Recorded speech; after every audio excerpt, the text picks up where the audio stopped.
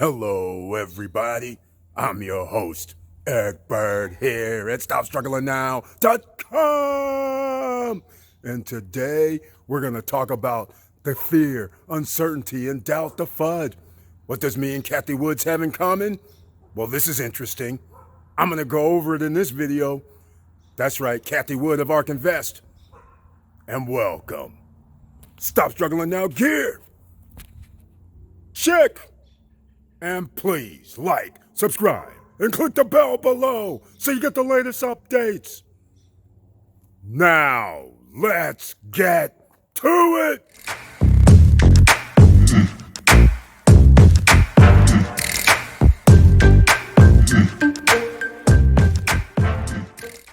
All right, welcome back.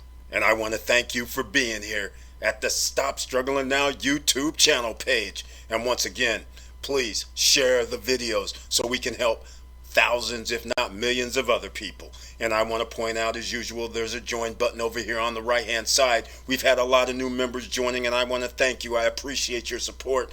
And if you're a member of the join button and you sign up, then under the community tab, you receive messages specifically for you on some stock alerts, crypto alerts, and any other financial alerts that come up. And I do 1 or 2 videos a month specifically for members of the channel.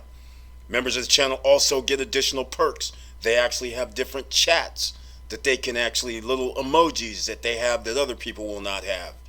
And there's also some other gear that a person can get once they're a member long enough, which I forgot about also as another perk. So I just wanted to say that. Now let's get into this, because Cathie Wood, the superstar investor over the last like 10 to 15 years with her ARK funds. Let's find out. All of a sudden, February 22nd, I do a video. I'll show you right here. February 22nd, I do a video. Fear, uncertainty, and doubt. Why did I do a video? Because around February 15, 16, 17, 18, 19, the stock market was going down. And I just wanted to get everybody at the Stop Struggling Now Nation under control with this fear, uncertainty, and doubt, because the stock market was going down. Most people are trying to sell. That's when you need to start buying.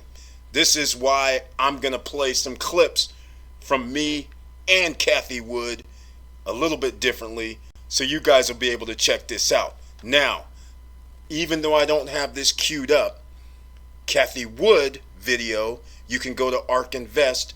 It is March 5th. 2 weeks after I do my fear, uncertainty, and doubt, you will see what she's talking about. But I'm just a ordinary guy on YouTube. No financial advisor. Don't run a fund.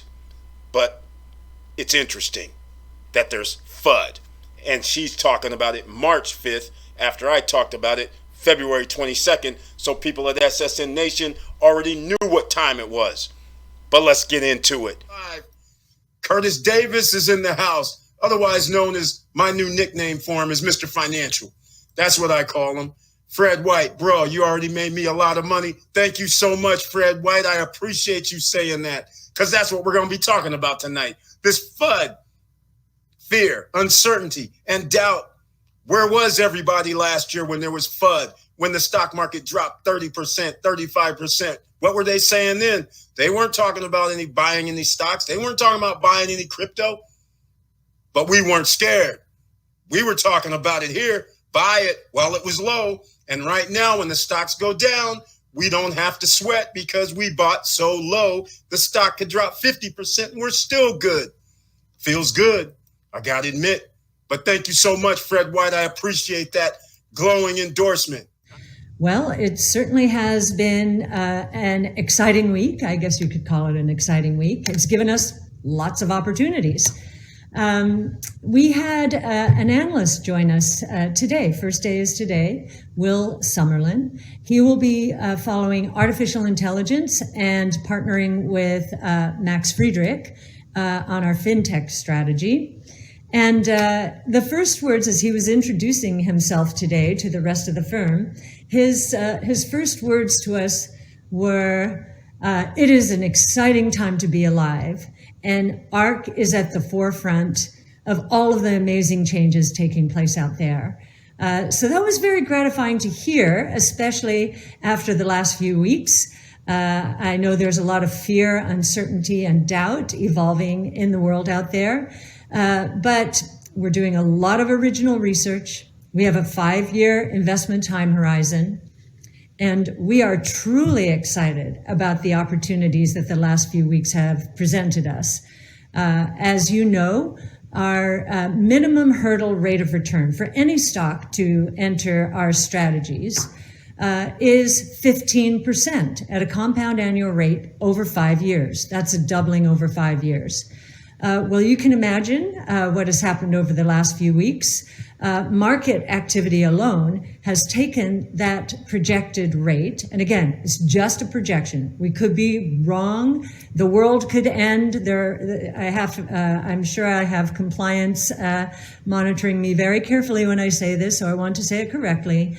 But according to our projections, what these last 2 weeks have done is handed those who are averaging in to these sorts of strategies, any innovation strategies, a gift, because we do believe we're on the right side of change. And disruptive innovation, transformative innovation is going to deliver exponential growth trajectories for many of our companies. In fact, most of them. The growth rates are enormous, and I think some people find them unbelievable. To give you an example, electric vehicles. We expect unit sales of electric vehicles globally, including China, to compound at an 82% annualized rate during the next 5 years. Most people, when they see a number like that, they'll just say, I don't believe it. It's not possible.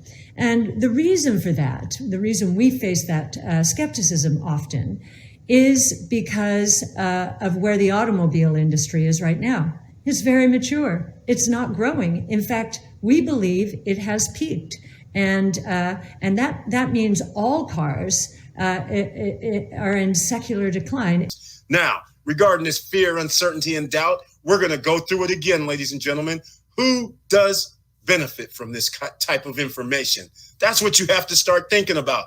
Jamie Dimon, Warren Buffett, ever since 2010, 2011, up until like Jamie Dimon took 7 years to talk about crypto as being a viable asset.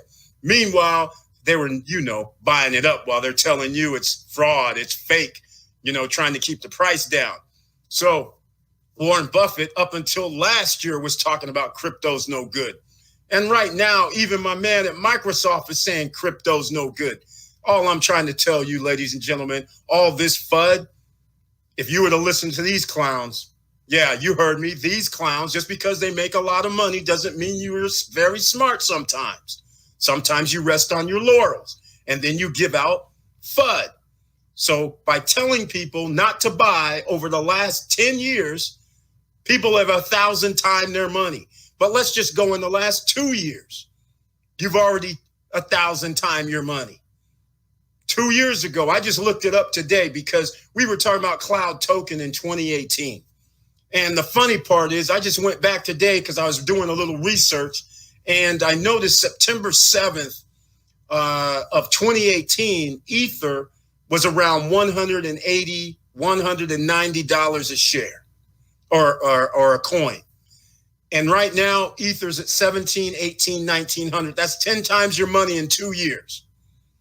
From 180 to 1700, almost $1,800 right now. I'm sorry. That's a pretty good return, ladies and gentlemen, while they're telling you not to buy it. Bitcoin at the time was only around $2,500, $3,000. And now Bitcoin's at $50,000. And if you'd have been listening to these guys that's giving FUD for crypto, you would have missed out on all these gains. But lucky for you and members who were here 2.5, 3 years ago, we didn't miss out on the FUD because that's when I was saying, buy some, stock it up, get yourself a little bit. So we're all ahead, ladies and gentlemen, doing great. not listening to the FUD, the fear, the misunderstood, because you have to remember in America, it's all propaganda. They always want to make sure that you feel it's too hard, that you're confused, that you have doubts, because they don't want you to put your money into some other vehicle that can help you. The people's money, for instance, in this case, all called crypto, they want you to put it in a bank. They want you to give it to a 401k fund. Who do you think controls all of that? They can snatch it away at any time that they want to. But if you have your own crypto and it goes up in value, they can't snatch it away, ladies and gentlemen. So even right now, when these things have went up 10 times, almost 15 times, 20 times their original number just from a year or two ago, they're still giving you some FUD. And just today on CNBC and other channels, they're going, oh, the upcoming Bitcoin crash. Ladies and gentlemen, let's get real. People are finding out dollar bills and fiat currency is not where it's going to be at, especially once you're able to buy things worldwide using crypto, which you can already do in certain instances. So this is why I had to talk about this FUD, because it goes across the board. It's not just for crypto. It's for gold, silver, and precious metals as well. The guys have been manipulating that. Go look it up. Go Google Chase manipulating gold, silver, and precious metals. And you know what happened? All they got was a fine. Nobody's going to jail. They're not trying to protect you. But meanwhile, they're trying to hold these prices down so they can buy and store it up. And then once they stop manipulating it, it starts skyrocketing. So the ordinary citizen doesn't get the bulk of that. So these big time 1%ers are sitting there going, see, look at us. We're marketing geniuses. But it isn't that hard when you have the people's money in your bank and you're using the people's money to buy this stuff. And then they want to give us 0% interest on our money. You guys do understand, right? When you're giving your money to the bank, that they get to leverage that money. That's right. Your money at a bank, they're leveraging it, getting loans, using our money to sit out there and create derivatives and then say they're geniuses as they try to keep the market down. And then they're using our money against us to buy the very thing that we need to buy. What a game. What a racket. And then charges for ATM fees. Come on now. You guys know how this is going. Elevated options activity in our funds, both on the strong days and on the weekdays. Well, that probably is the case. And here I'm going to give you a sense of why I think that's the case. I think that there is a big difference between the way institutional investors look at investing and retail investors. I mean, we know that the Tesla example is a good one to illustrate the differences. And I know there was a lot of frustration, and it seems to have been pent up over many years about Tesla and our research on it. Lots of fear, uncertainty, and doubt with which we had to contend. But we thought it was a good thing. The debate. A lot of institutions are not set up actually to analyze a stock like Tesla. And I'm not saying all institutions, but I'm saying most institutions. And the reason for that is after the tech and telecom bust 20 years ago, almost to the day, March 10th, it started 21 years ago. And then on top of that, the 08-09 meltdown in the equity markets and the bond markets, there developed a lot of risk aversion, and volatility became a bad word. We have a volatile strategy, and we use that volatility to our benefit, trading around positions. Volatility is not a bad word in a bull market. Volatility, you've seen what happens in a down market. what has happened is institutions tend to be very benchmark sensitive.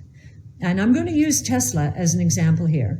Tesla, as you know, many of you know, did not enter the benchmarks until last fall, when it was over $500 billion in market cap. So there was a lot of there were a lot of investment returns to have up to that 500 billion, and we were happy to be there.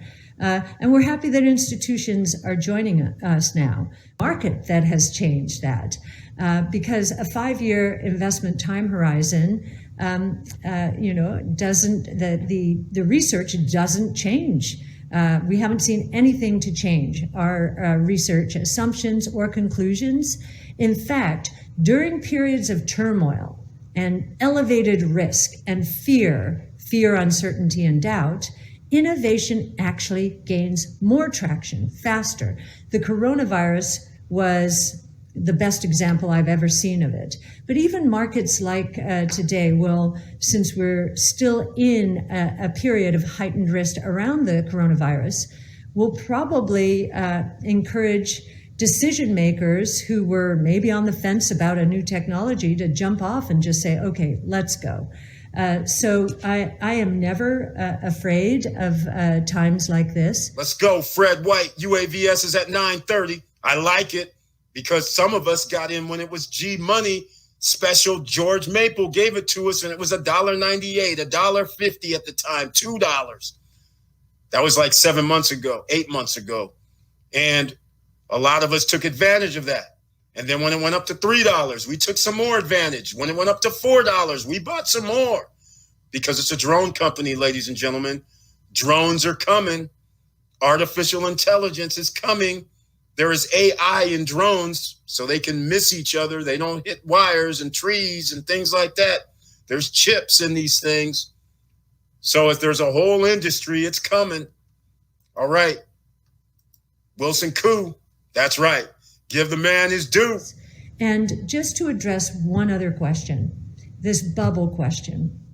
We are not in a bubble, although compliance would have me say, I do not believe we are in a bubble, rightly, is because of how many questions we get about being in a bubble, and how much fear there is that we're in a bubble, is because the seeds of what we believe will happen during the next 5 years. So these 5 innovation platforms involving 14 technologies, the seeds for all of them were planted more than 20 years ago in the tech and telecom bubble, and even before that, so the PC and the internet together.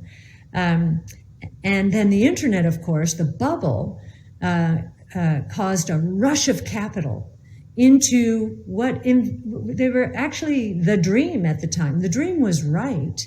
It was just 20 to 25 years too early. Amazon maybe being an exception, an important one, and showing the way. And so therefore, we're in the period of reality. The seeds are beginning to flourish. We are ready for prime time. That is what we truly believe.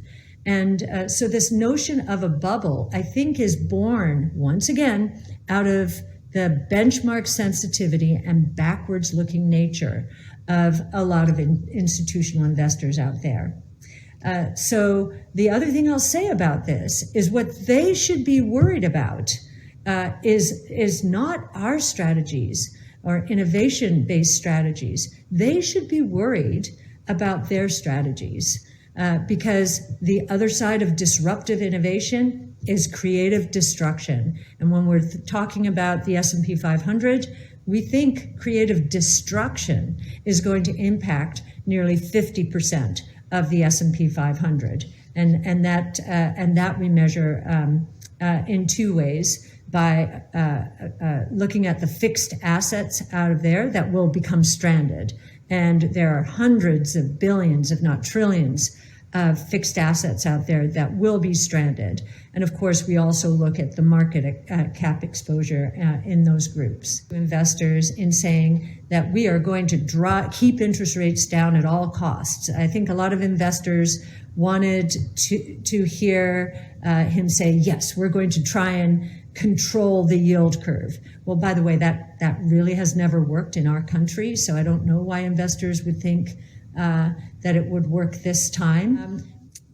Government spending is nothing more than future taxation in one shape or form. Whether it's inflation, which is a regressive tax, whether it's outright taxation, which this administration seems to be veering towards. This is not good. Capital gains taxes, corporate taxes, tax rates going up. I think it shouldn't surprise the market. The fiscal policy, the fiscal stimulus has been in place for more than a year now, or for about a year now, and with that is going to come taxation. Well, now rubber's going to meet the road. We'll find out what kind. And you know how we do this. Please share the videos to help other people, and please like, subscribe, and click the bell below so you get the latest updates. And I know it's hard out here, and that's why we have to stay diligent. Don't let them FUD you out of decisions because you believe that you're going to lose some money. Make your investments when there's blood in the streets. That's the best time to do it. When they're giving you FUD, trying to make you feel like you shouldn't be doing investments, it's actually the other way around. They're giving it to you so they can buy cheap. That's when you should be buying cheap as well. Just remember that. The propaganda machine is at work 24 hours a day. And with all that said, keep your head up, keep moving, and I'm out.